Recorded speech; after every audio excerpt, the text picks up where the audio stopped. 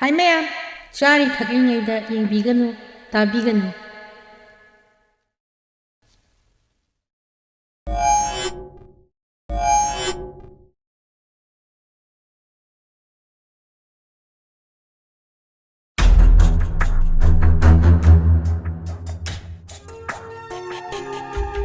Cheli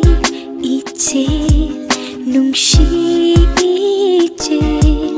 nangi aigi marakshida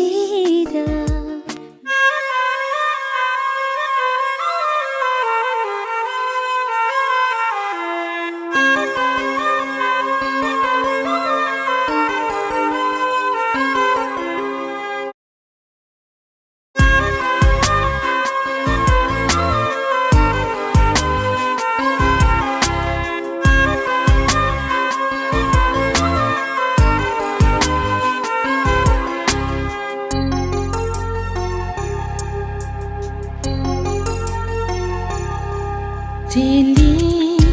ichel napki ichel aigi naton makun sidai makul thok ne chingli ai hakna na pu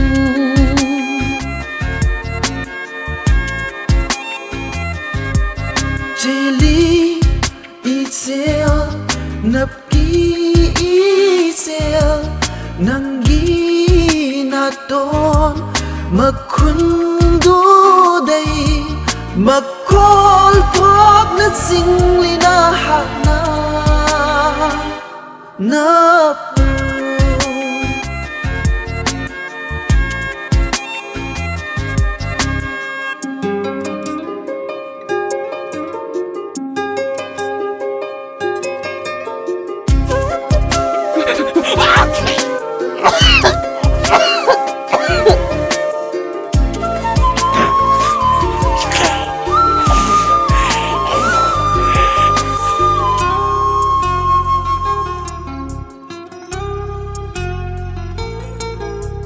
Sille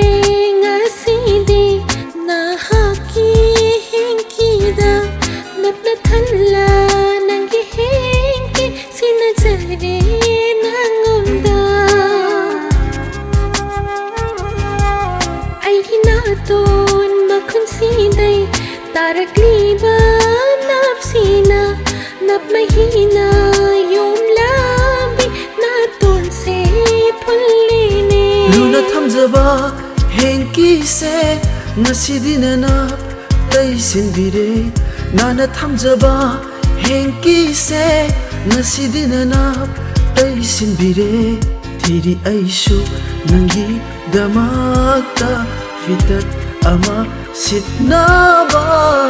nanapto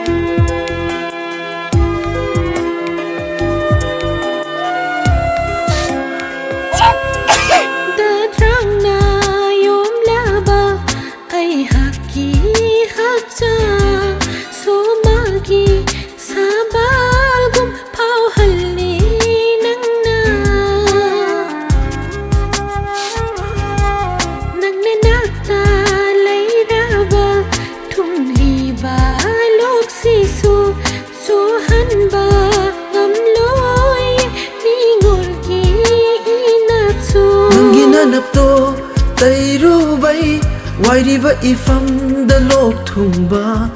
anabina nakta naklu bai thumliba ifam da lok lai ho thumjagi aina mapo khudingi aigi oina laibiyo anabi Cheli ichel napki ichel nangi aigi naton sida makul thok ne chingli ai